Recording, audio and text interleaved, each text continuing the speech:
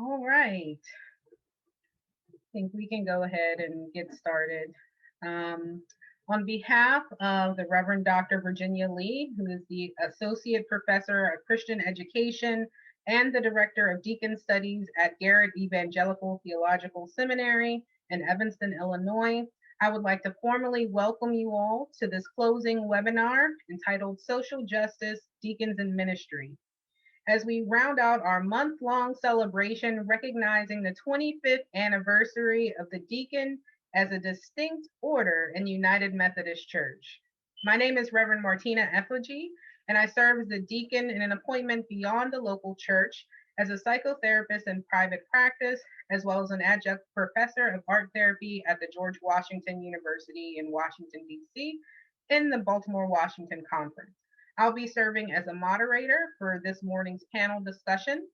Scripture reminds us in Micah 6 and 8, God has told us mortals what is good and what the Lord requires of us, which is to do justice and to love kindness and to walk humbly with our God. When we consider the Missio Dei, or the mission of God, we know that it is through the grace of God that United Methodists and other Christians are called to discern and participate in God's mission in the world.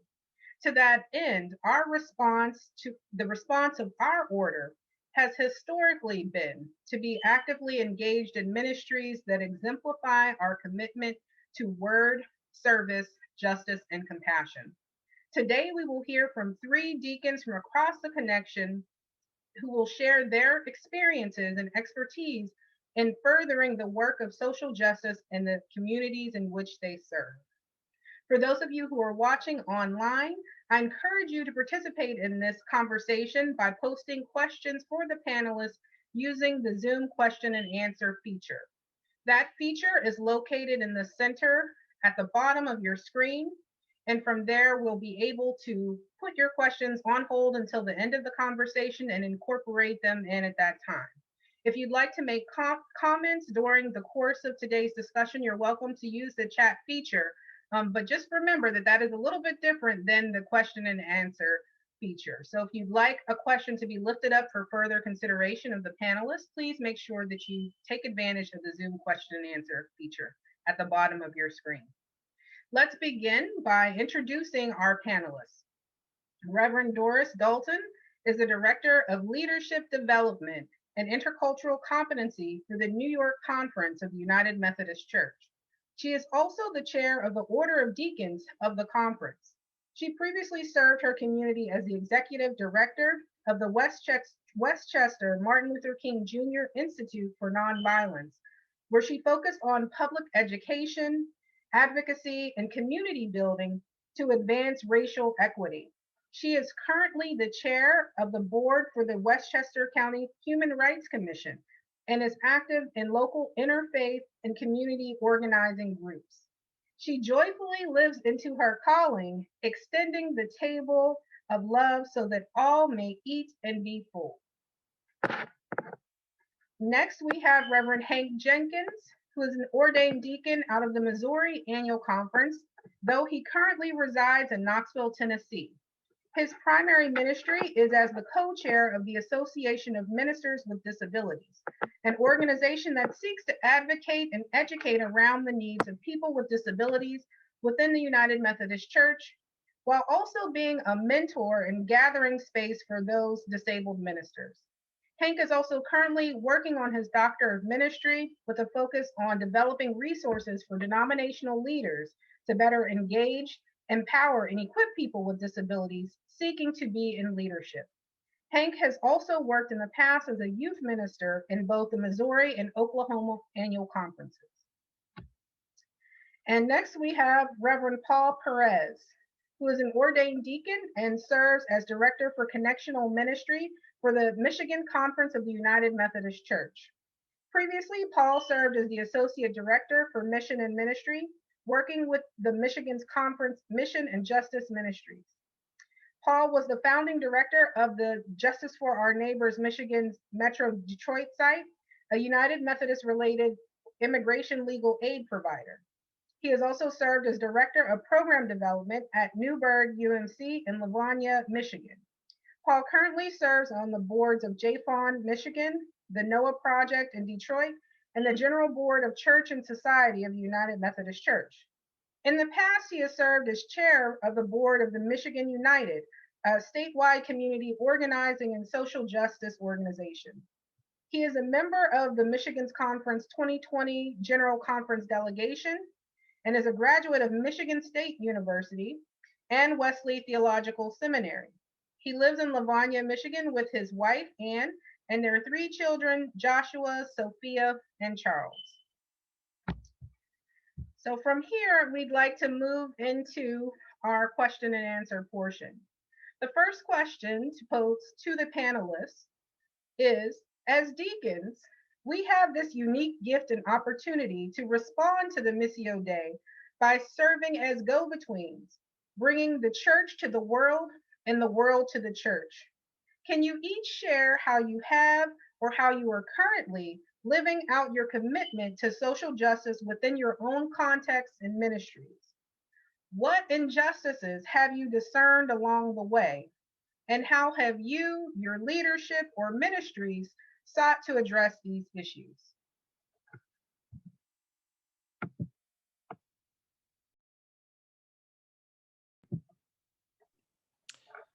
Well, I'll go ahead and start us off if everyone is okay with that. Thank you for that introduction, Martina. I appreciate that. And I, partly I'll just build off of the introduction of myself a little bit. As Martina said, my primary ministry is as a co-chair of the Association of Ministers with Disabilities. And whereas deacons, a big part of our goal is to help people within the church respond to the ministries they're called to outside of the church. My primary, as I see it, calling is really to help the church examine within itself how it can be better in ministry to people with disabilities, and specifically about empowering leadership and recognizing leaders among people with disabilities. The Association of Ministers with Disabilities, we kind of have a 3-prong mission, which was talked about briefly in the introduction, but I want to expand on that a little bit. Our first goal is for advocacy. We advocate for people with disabilities, specifically people with disabilities who experience a call on their lives to be in ministry. And we see ourselves as advocating for them, making it easier for them to live out that call. And we really have to do that by helping point out some barriers that exist within our own denomination. A lot of those are biases against people with disabilities that exist in a primarily a culture that privileges able-bodied experiences. We have to go in and say, no, we need to recognize that people with disabilities have a call on their lives, and accommodations need to be made and have to be made for those individuals to live out that call.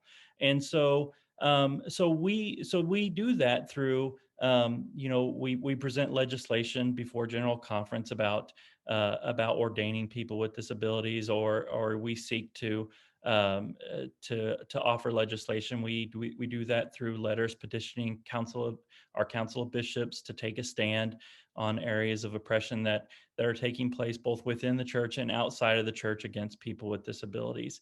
And so we see ourselves as an advocating body for people with disabilities.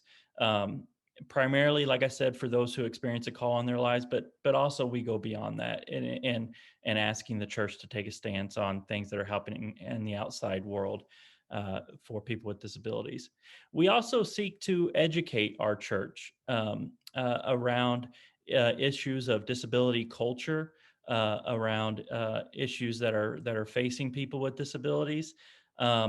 We hold quarterly webinars through AMD that we have guest speakers around disability theology.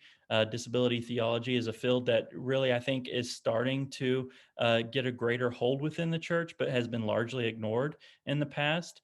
And and it's been something that, for 25, 30 years has been written about for a while, but really is just now starting to be recognized as a legitimate area of theology. But we are helping to educate people around some of that disability theology and around how to look through the lens of disability when we understand our ministry, understand our theology.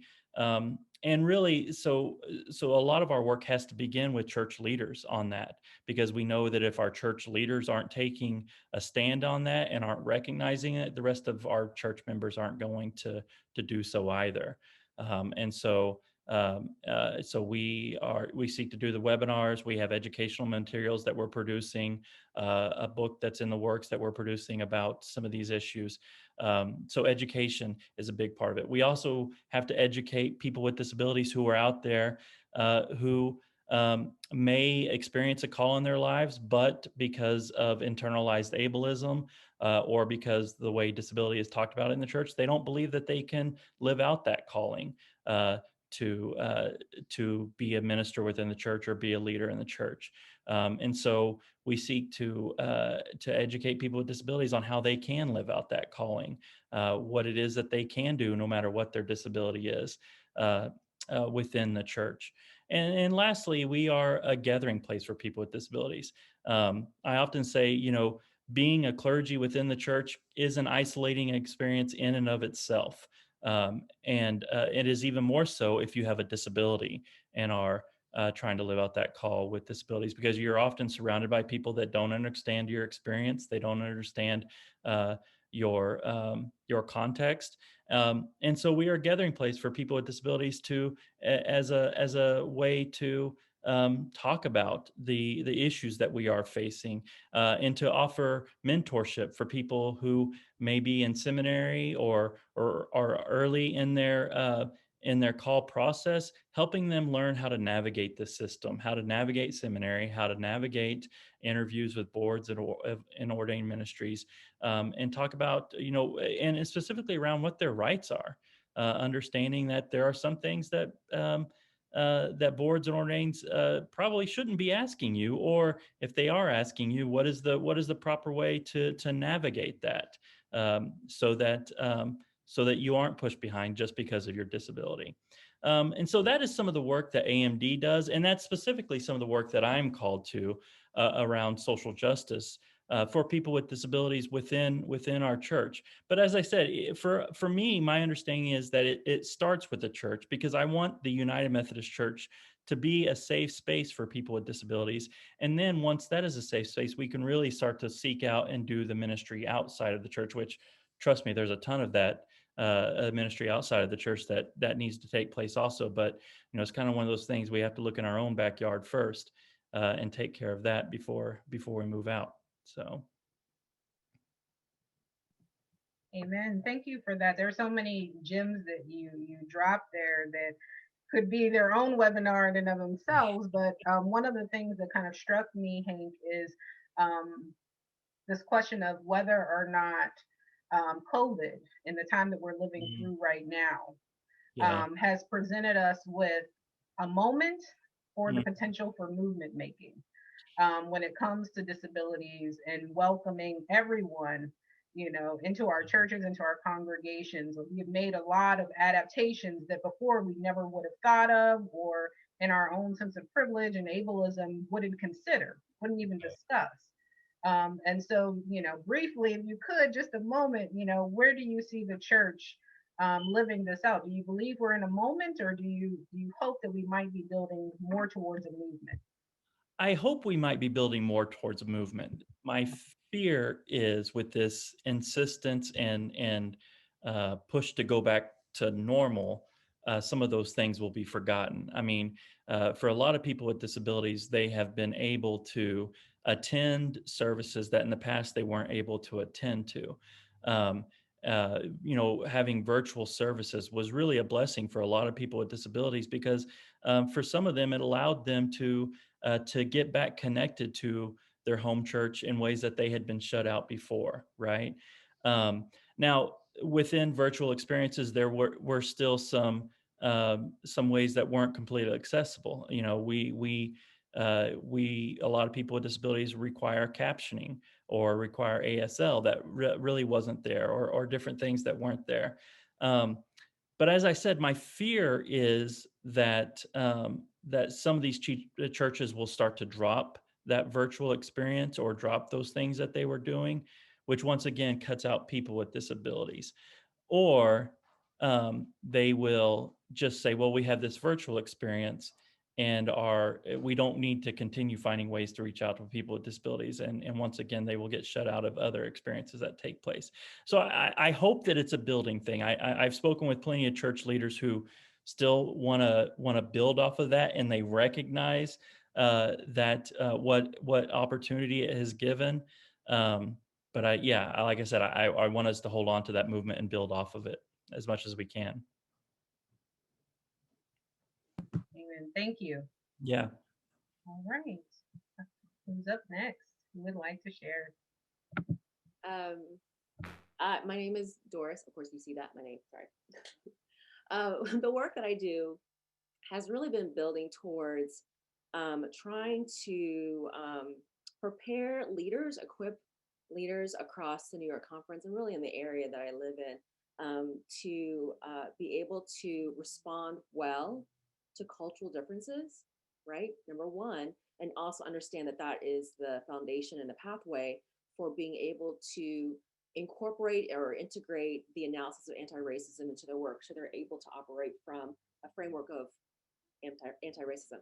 So one way to explain that is once I was spending time with the founder of the People's Institute for Survival and Beyond. His name is Ron Chisholm. He's one of the co-founders, actually. And he had this really great story. I'll begin with the story. So he had this great story. He said, and this was when he used to be a labor organizer in New Orleans back in the day, right? And he said, he realized that he could train a man to be a pipe fitter, or train a man to work on houses, work on like remodels and stuff in the houses. But if that man was a racist man, then you would have a racist pipe fitter, or you would have a racist carpenter, right? But if you trained a man to be anti-racist and a pipe fitter, then you'd have a pipe fitter who was not only anti-racist, but to be able to share and to work from that position. The same is true for clergy, for deacons, and also for leaders in the church. So that's the position that I work from. It also connects very much to my calling, which is to extend the table of love so all may be equally full. Anti-racism or racism is one of the obstacles that keep a lot of people away from the church, and also keep a lot of people away from understanding the fullness of the gospel message and the way we deliver it, right?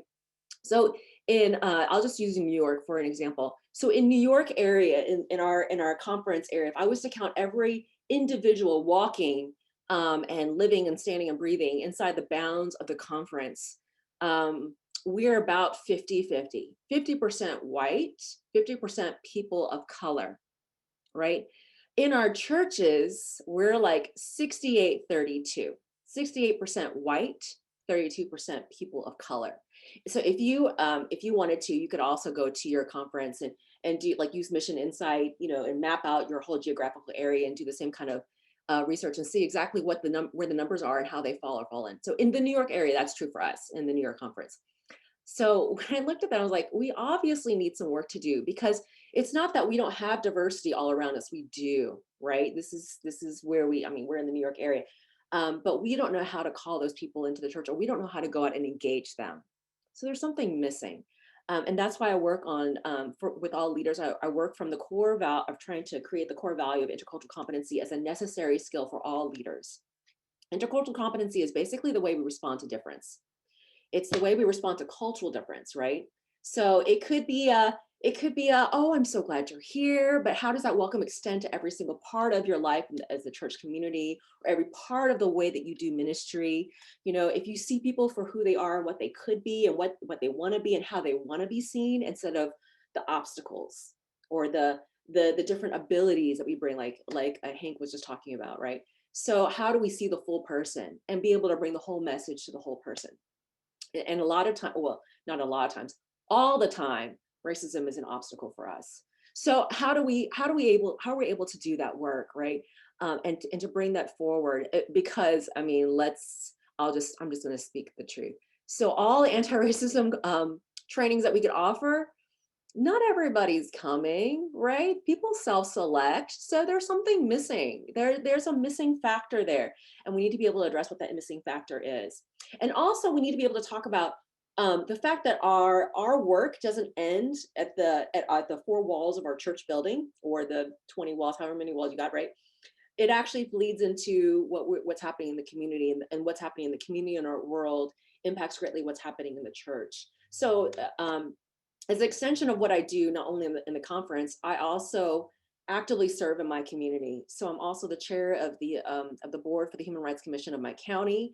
I've served on the task force for the county for reimagining and reforming the police. So I've been part of a task force where we made recommendations to the county legislators of the things that we could do differently in terms of how office of law enforcement are trained, on how they're able to interact, and how they're able to do a community engagement, like those kinds of things. Those are just a couple of things that I do, and I do them with joy because they're very much exactly what I'm called to do as a deacon, right? I'm called to be the pebble in the shoe of the church. I heard that, by the way, from Roger Dowdy a long time ago at a training, and he said he heard it from an Episcopal deacon. So I'm just giving a shout out to Roger Dowdy. And I don't know who the Episcopal deacon was, but shout out to the Episcopalians, right? And so I really do. I believe that we are the shoe and the pebble we're the pebble in the shoe of the church, right? And we're also there to create space and to push that space open so that more and more people can be able to see that they do have a place in the church, in the United Methodist Church, but also in these spaces where we're creating faith communities. Amen. And what I really appreciate about what you said is, so I'm very much a visual person, so I'm imagining this anti-racism work as being a springboard for ways that we can then connect to communities across difference. But I love that you said that, you know, you do this work with joy, because it's not easy work to do at all. And if you were to do it with happiness, if you're having a good day or a bad day, then you might lose some of that. But with joy, joy is something that you can have regardless of whether or not things are going up and down. So you can ride the wave of this, you know, work that you're doing and still have joy. Yeah. And so I love that you've incorporated that. So thank you for sharing. You're welcome. Yeah, Martina, as I thought about this question, I thought about like the social justice work, or like kind of what you said, that Missio Dei, how it seized my life in a couple different ways, how it's kind of captured and kind of like I've found that. So I wanted to share just a couple examples. So one is around immigration. So early in my shortly after I was commissioned as a deacon, I was part of a group of leaders in the Metro Detroit area that founded Justice for Our Neighbors Immigration Clinic. And so as part of that, I was also involved with some community organizing around immigration reform that would eventually coalesce to an organization called Michigan United. So as part of that work, not only organized a free legal aid clinic, but lobbied elected officials for immigration reform.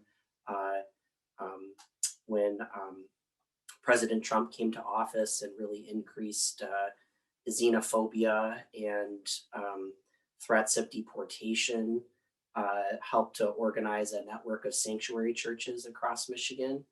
So two of those churches did engage in public sanctuary, one of them being Central UMC in Detroit, that's still housing a family who one of their members was facing deportation. Did a lot of praying and speaking at press conferences and rallies and public actions, and a lot of writing, speaking, and teaching among Michigan United Methodists. So for a couple years, I did like my annual UMW tour, I called it. So it was a lot of talking with United Methodist women groups about immigration. Another piece when I served on staff in the Detroit conference, which would become the Michigan conference, it was during the time of the Flint water crisis, and our conference office was based in Flint. And so in my role on conference staff, I was part and helped with, in the initial months, to organize and support response of our local churches in Flint. And that was a really impactful experience, really reflecting on issues of environmental justice, systemic racism, poverty, environmental racism. And then we did some work with community leaders on what could have been some possible legal action to restart home water delivery that didn't quite pan out, but was important work nonetheless. I'd say the other thing that kind of internally to the church that related to social justice that kind of seized me was in the wake of the special general conference in 2019. My focus turned to organizing among Michigan United Methodists to respond and resist the traditionalist plan that was passed. Partly because, well, for me, what was deeply disturbing was that I felt that plan targeted LGBTQ United Methodists and their allies using the same tactics that I had seen used on immigrant communities: surveillance, punishment, and expulsion. And it was really deeply disturbing. So that was another piece that really sees me, and that, you know, our denomination is continuing to live through. About 6 months ago, I became the director of Connectional Ministries here in Michigan. And so I find myself kind of navigating the tension between being a church bureaucrat and a social justice activist.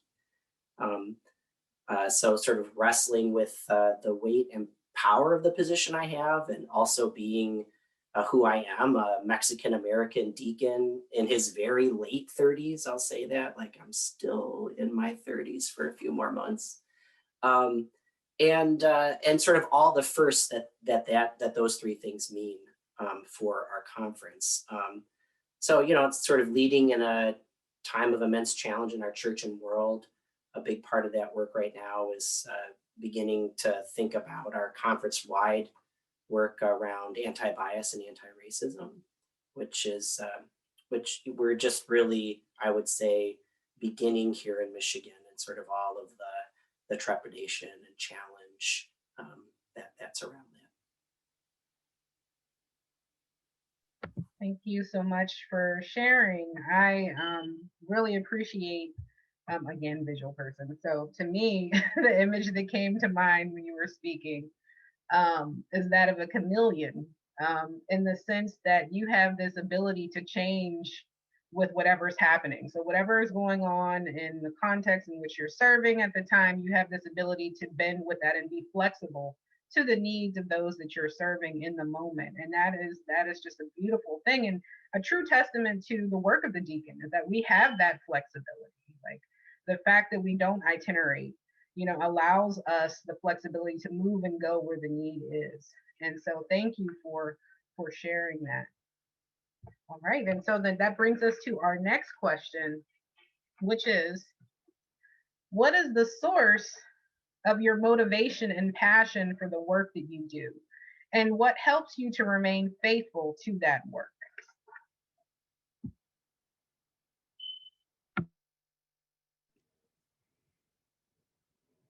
Well, I'll go ahead and start us out again. If the rest of the panelists are okay with it, I don't want to. Okay. Well, you know, the greatest motivator for me to do the work that I'm called to is, and for those of you who know me, know that I am a disabled person. Because we're watching this through video, you can't really see it, but I'm a wheelchair user. I'm a paraplegic. I have been for 33 years now. So while Paul gets the is it, he still has a few months to go in his 30s. I have crossed over into 40. So yeah, my 30s are behind me, but I've been 33 years in a wheelchair, which means I was in a car accident whenever I was 7. And the car accident left me paralyzed from just below the waist down. I can't feel or move anything just below my waist, and have spent a majority of my life using a wheelchair. The funny thing is, though, that I only recently started doing work in this disability theology area. The first 10 years of my ministry were as a youth minister in both Oklahoma and Missouri. And while disability certainly played a role in my time as youth minister, it wasn't my main focus. And just what I mean by that is, I was always excited to be a youth minister in a wheelchair because it gave me an opportunity to open my youth up to people that were different from them, right, and to people that had disabilities, and it allowed them to ask questions about disability in a safe space, and for me to educate them as I was doing youth ministry on this issue. But my primary focus was as a youth minister. However, disability justice was always something that was on my mind.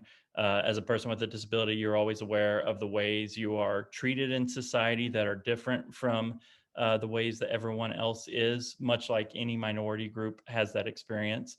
And you become highly aware of how other people with disabilities are treated.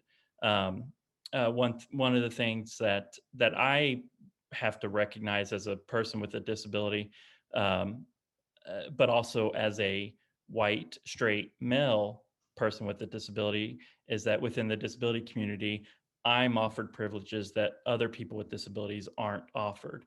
And also within the disability culture, we have this thing called the Hierarchy of Disabilities, which means me as a fairly mobile paraplegic, I'm pretty high up on the hierarchy of disabilities, to where other people with disabilities come lower on the hierarchy of disabilities and face more discrimination and more oppression than I face. Certainly as a white straight male, I don't face nearly the amount of issues that other people with disabilities face. And so the longer I was, and just being a person with a disability, and as you mature as a person with a disability, but also the longer I was in ministry with a disability, you recognize what people with disabilities and what other people with disabilities face. But I was also becoming aware of things taking place in society at large. But the longer I worked for the church, you started to notice how these things were taking place inside of the church as well, and sometimes to a greater degree.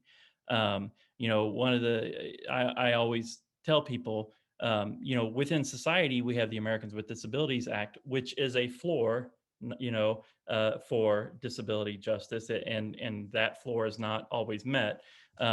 But we don't even have that within the church, because the church really fought hard to not be included in the Americans with Disabilities Act, right? Some churches are good about following what some of those guidelines are, but the church is not held to those standards. And so in a lot of ways, within the church, people with disabilities face more discrimination than they might outside of the church. And so the longer I worked for the church, I started to become aware of these things and aware of where people with disabilities were being discriminated against. And so I found myself being called less to youth ministry and more towards a ministry that advocated for people with disabilities. And I don't want to say disabled ministry, because often when we say that, and disabled ministry is a great thing, something that churches should be doing. But when we say that, we often are thinking about programmatic ministry, right? Or ministry to people with disabilities, as opposed to being in ministry with people with disabilities. What I'm advocating for is recognizing people with disabilities as fully empowered components of the body of Christ, right? And recognizing that people with disabilities are called to be full part of your community, not just one program within your community. and not just a certain segment of people with disabilities. I think special needs ministries are great, and our churches should be doing them. I want everybody to hear me say that. But often when we say special needs ministries, we're really only talking about one segment of the disabled community, right? And sometimes if we're not careful, those ministries, though they are for the special needs community or those with developmental disabilities, or however you want to say it, sometimes they're really geared towards the parents of those individuals, right? And once somebody grows past the grade school level, what are we offering to those individuals, right? And so we have to really be mindful of that. And so the passion of my work really came about because I have this desire for the church to be more aware of those things and to be more welcoming of people with disabilities, and to see them, as I said, as created as a part of the body of Christ, just as anyone else is, and to come along with that line of thinking and welcome them into the body of Christ fully.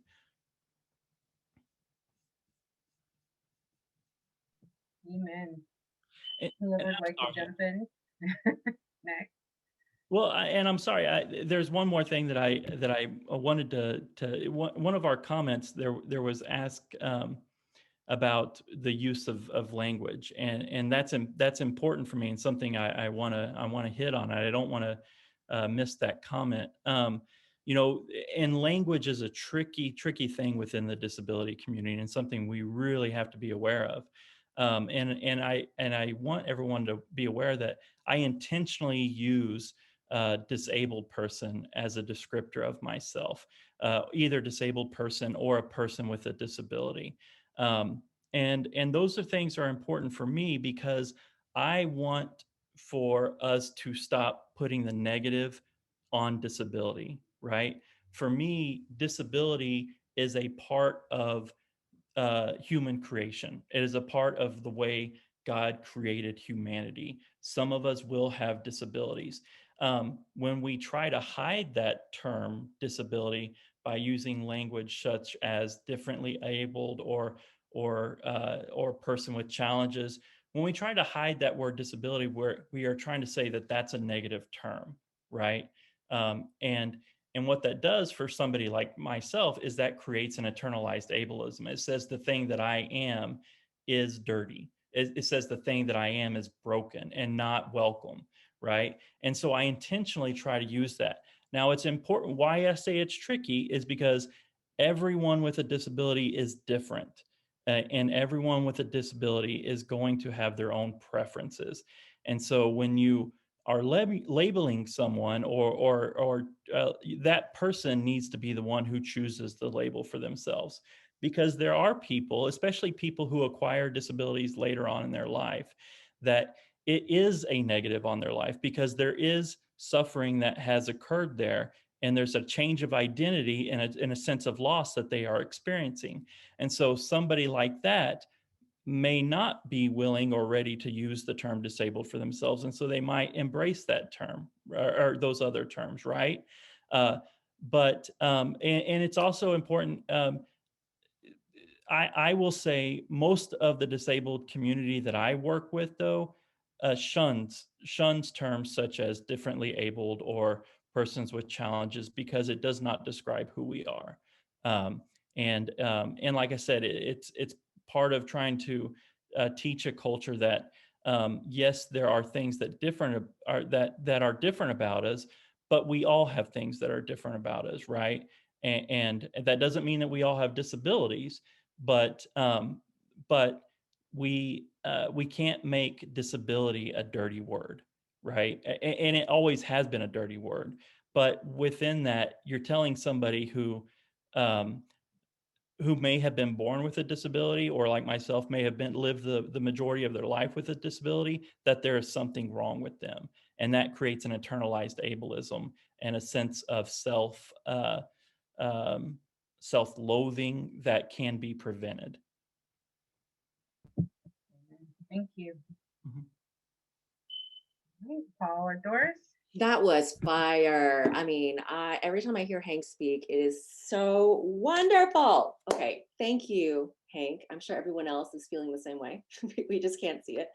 Um, I for me, the passion comes directly from my calling. So I'm very sure that I'm called to be a deacon because I struggled so hard with being asked, or I would say almost goaded into trying to become an elder. Okay, a lot of you probably have a similar story where people just didn't understand who you are trying to become or what your calling is, right? I spent a lot of time. There was even an intervention. There was even an intervention meal where people were like, "Okay, Doris, you are never going to be a good elder if you keep doing this.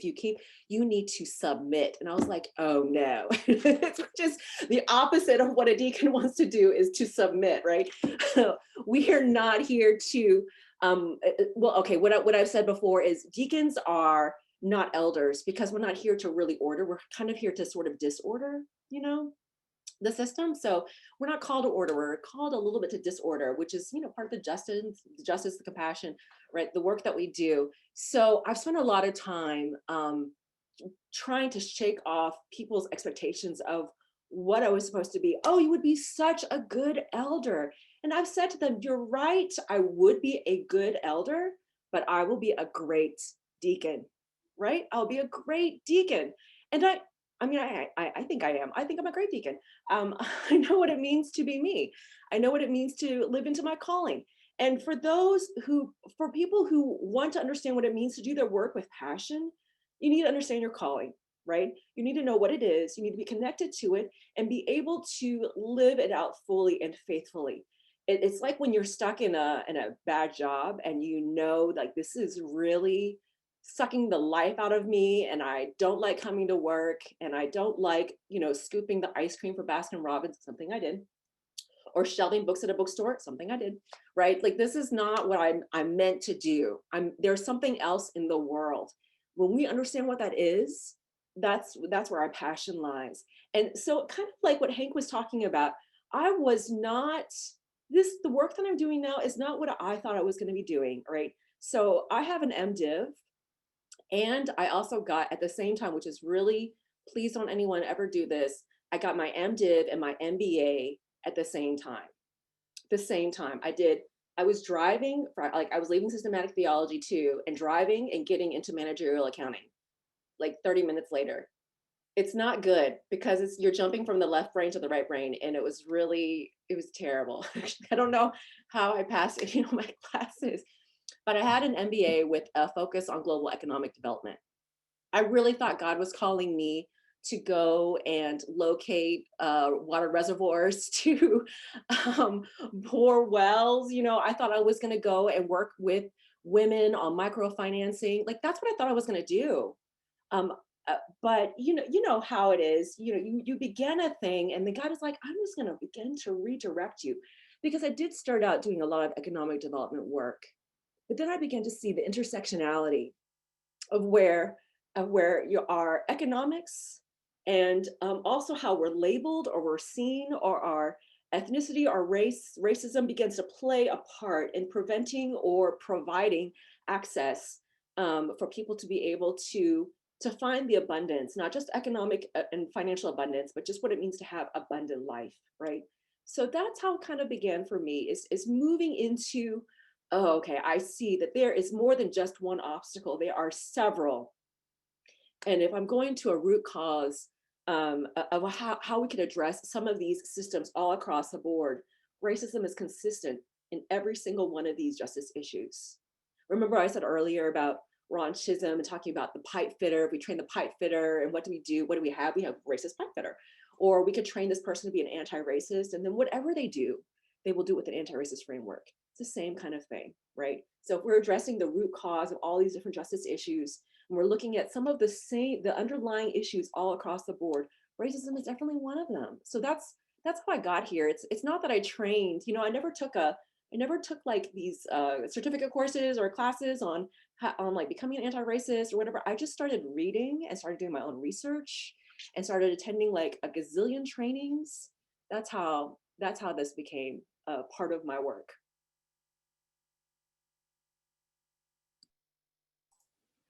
Yeah, I mean, I would just echo both Hank and Doris. I mean, for me, the passion does come from calling, from God's call on my life, and I would say continued call.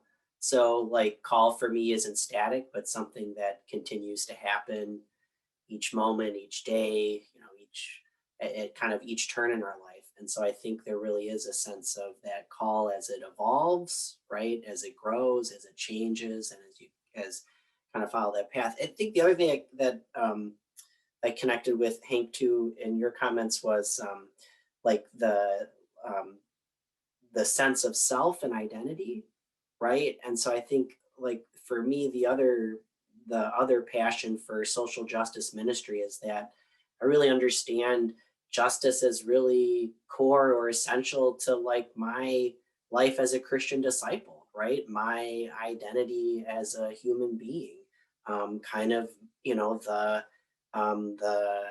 what like the redemptive arc of my life. And so it's just as much about some of you know, Hank, you talk about internalized ableism, Doris about how racism permeates everything. So yeah, I mean, as a person of color, it's like, how does unpacking the internalized racial oppression and superiority, right? It that I have in with my life, like as part of Christian discipleship, right? And how does that also coincide with not just the personal journey, but the communal journey, right? How is that healing both personal and communal at the same time? I mean, I think that's why I would, you know, Doris, like you, had a lot of pressure to become an elder, um, uh, you know, at various points, and entered seminary thinking I would be an elder, and really discerned that it was the deacon where I was called because um, one, historically, like I loved how deacons were always, the ministry was always contextual, right? It was always different in different historical periods. You know, kind of the history of the diaconia movement around kind of early social work, you know, the renewal of the diaconate, particularly in the Catholic Church, coming out of a real soul searching uh, in Europe around World War II and the Holocaust, right? Like there were these kind of powerful moments. And I like the fact that deacons were weird in our United Methodist system, that we were eccentric, that we were a little contrarian. And I think when we added compassion and justice, right? Word, service, compassion, and justice, to really say that those ministries, like sacrament and order, are so important to the life of the church that they need to be entrusted to people who that enter into a covenantal relationship, that enter into lifelong ministry.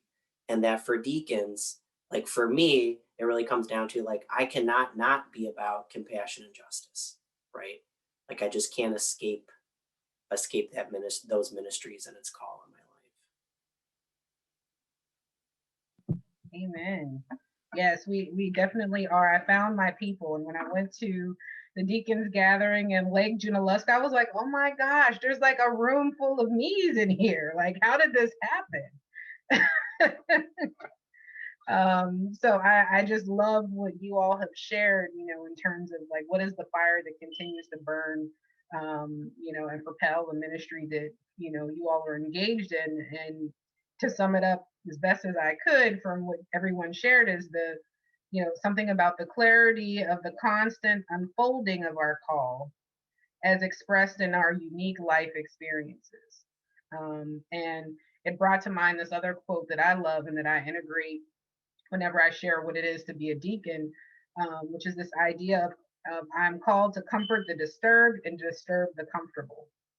And so I just love that about what you all have shared. And I'm sure that those deacons who are listening and deacons to be, you know, that the truth of that resonates with you. So we are almost at the end of this conversation. I feel like we need a part 2 and 3.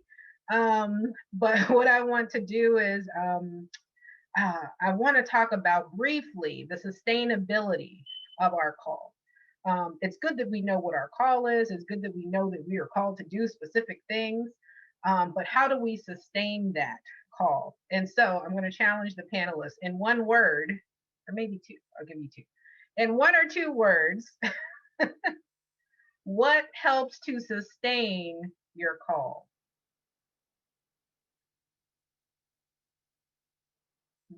I'm ready. Okay. One word, it's a hyphenated word. Okay, just want to go and say that. The first word is self-care. The second word is support. The first word is, may I just say a little bit about that? Okay, so Sure. self-care is part of the work. Self-care is not like aside from the work or a break from the work. It's part of the work. If we think of self-care as something that we don't, where we're not doing the work because we're caring for ourselves, that's a terrible theology to work from. Think of self-care as part of your work, because justice work requires that we take breaks and use your support system to send other people up to the front when you're taking a break in the back. You know, that's my couple words.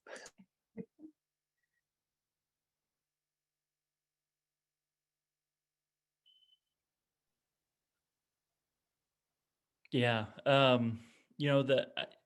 For me, the focus on sustainability, I guess the word is listen, and listen to other voices who are doing this work, or who I'm called to do this work for. I sometimes I think of when I find myself getting burned out, it's because I'm only listening to maybe myself or what my own needs are, and I'm not seeing what the needs are of those around me. And so, listening to what those other needs are. Thank you. It's not one word, but I would say partner with people and organizations outside the church. Being grounded in community and relationships, and some sort of one-to-one support, coaching, spiritual direction, therapy, Okay. whatever it is for you. Excellent. And so I hope, again, for those who are listening, this is what deacons do. We are given order, and we do what we need to do because we have more to say on the matter. So this is a perfect example of what does deacons do? We disrupt the order. And what a blessing it is to be among people who get that and are not offended by it and can celebrate it. So the idea of sustainability, this is something that I've definitely been thinking about for some time. And I think Jesus is a perfect example of how to create a sustainable ministry, one that outlives the years that you're given on this earth. He said no a lot. He pushed back a lot. He would engage in self-care practices. He sought out support from community members, that trusted community members. He listened to those who were different from him. He partnered with people in ministry. He did all of these things that the deacons here have shared that sustain their ministry. And so we can certainly invite those principles back into what we do. And I love Doris pointing out that it's part of the work. It's not an option. It's not something we can get to later, kind of in the way we look at sleep, that sleep can be something that we can just put off. It is part of what sustains our work, is engaging in self-care so that we can be available to the people who need us and for the communities that we are called to. I want to move now and see if there are some questions in the Q&A section. There are some questions that I believe were addressed, but I want to see, there's one that I think kind of ties up things, particularly where we're at today, which is, if those who want to participate can speak briefly, how do we prevent going back to normal? meaning going back to the old justice issues, which were all a part of pre-COVID days. So I think that this is an issue that cuts across all lines and across all the areas that you all have shared from in terms of your ministry context. But how do we prevent the church, prevent ourselves from going back to the pre-COVID days of business as usual when it comes to engaging in social justice work? Again, I guess that speaks to how do we make this more of a movement instead of a moment?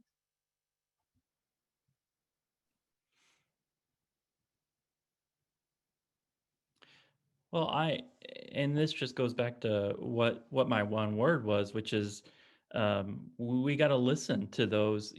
We have to recognize who are some of those new faces or new voices that have popped up within our community since COVID hit, and what since we've made our changes. Who are those new people who have existed within our community that we reach out to, and then listen to them, right? Listen to what has been helpful. Ask them what has been helpful, and why whatever we have done that has started reaching out to them, and make sure we continue whatever those practices are.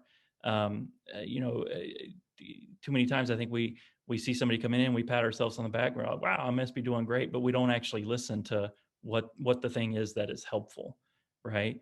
And listen to what was helpful and be like, okay, what can we do next? Or what would be even more helpful, right? And then seek out to make those changes. But it's all about talking to the people that we may or may not be reaching to.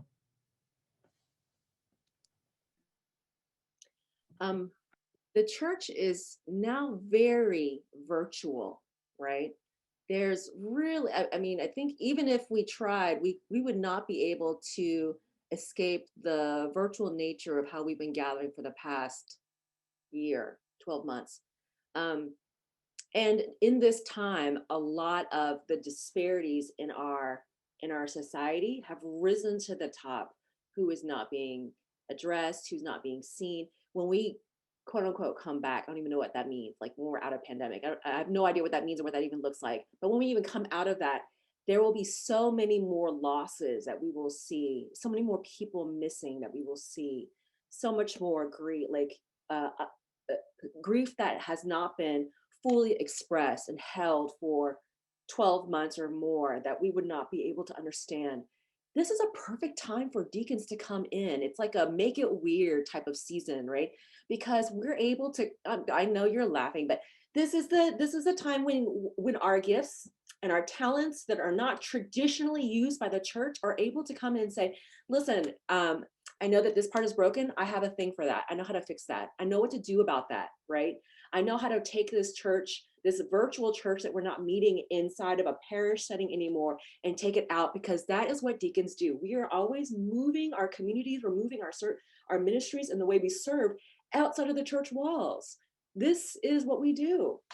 So it is one thing to continue to do that, but it's time. Well, I don't know if it's me, you probably have already been doing this, but this is an essential time for us to be able to turn back into the church and say, listen, I'm an expert at knowing how to take things outside of the walls of this church. Come and talk to me. I know what to do.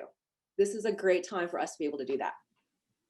And once we've done that, once we've gone to those margins, once again, look for what the margins are at that point. That's right. Always taking it to the margins. That's right. That's right. Yeah, I would agree with Doris. Like deacons, our speciality is not fitting inside the box on the form, right? How many of us, get together as deacons and say like the forms just don't work. There's nothing to check, and that's really, I think, a powerful place to be in this moment, right? To say we know what it's like to be outside of the box, and to kind of, Hank, you just said, kind of keep pushing forward, margin to margin to margin. I think I'm so glad you raised that, like, not the fear of returning to normal, Hank, because like, I think we just need to be honest that normal's gone. It's not even there to return to. We can't go back to it. And the more we try to, the more painful and I think ultimately destructive it'll be for ourselves and for our communities. The pandemic's been terrible, but at the same time, it has revealed some things, right? Like, I just keep remembering in the early days, like, the air was clearer, the water was cleaner.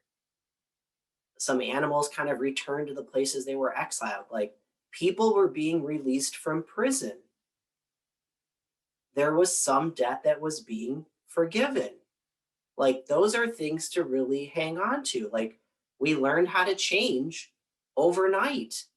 There was like mutual care in neighborhoods, networks that didn't exist before.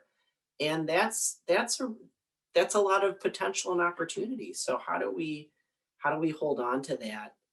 How do we continue, and how do we say honestly, these this this time has revealed the things that need to come to an end, and it's also revealed to us things that we need to dream about, right? And reimagine. And I do believe that deacons are really well positioned to lead our churches and our church forward in that work.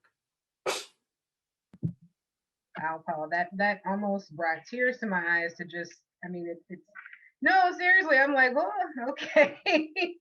Not trying to get too emotional, but that is what the kingdom of God is all about. Like, the idea that animals could return to places where they were exiled.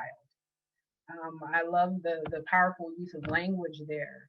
That things that is what we've always been hoping for. And the reality is that normal never wasn't working.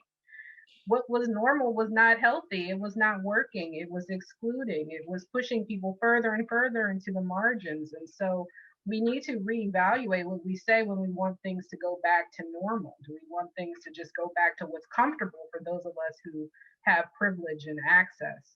Right. And this discussion has just been so fruitful. Again, we definitely need a part 2 or of some kind. So I don't know what'll be in the works. We're still celebrating the whole year long. So maybe.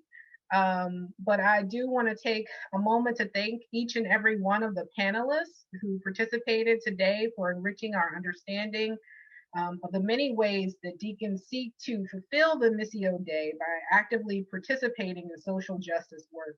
What a gift you each are to the body of Christ. I'm so blessed to have had an opportunity to connect with each of you today. Many thanks also for the planning and production team who helped coordinate this event, namely the Reverend Dr. Virginia Lee in her absence, as well as Reverend Leo Yates, who I should have given a shout out to a little earlier, who is my partner in ministry at my charge, Emmanuel United Methodist Church in Laurel, Maryland, who's been providing interpretation services today, as well as behind the scenes, our IT support, Daniel Skelton, who's been keeping us all connected today. Thank you very much. For those of you who wish to continue this conversation beyond this space, please be sure to use the sign up page that will be sent out to you all shortly. And now let us look to the Lord as we close out with this Benedictine blessing attributed to Sister Ruth Fox, who was a former chaplain at Dickinson State University. May God bless you with discontent, with easy answers, half-truths, superficial relationships, so that you will live from deep within your heart. May God bless you with anger at injustice, oppression, abuse, and exploitation of people, so that you will work for justice, equality, and peace. May God bless you with tears to shed for those who suffer from pain, rejection, starvation, and war, so that you will reach out your hand to comfort them and to change their pain to joy. May God bless you with the foolishness to think that you can make a difference in this world, so that you will do the things which others tell you cannot be done. If you have the courage to accept these blessings, then God will also bless you with happiness, because you will know that you have made life better for others. Inner peace, because you will have worked to secure an outer peace for others. Laughter, because your heart will be light. Faithful friends, because they will recognize your worth as a person. These blessings are yours, not for the asking, but for the giving, from the one who wants to be your companion, our God, who lives and reigns forever and ever. Amen. Peace and blessings to you all.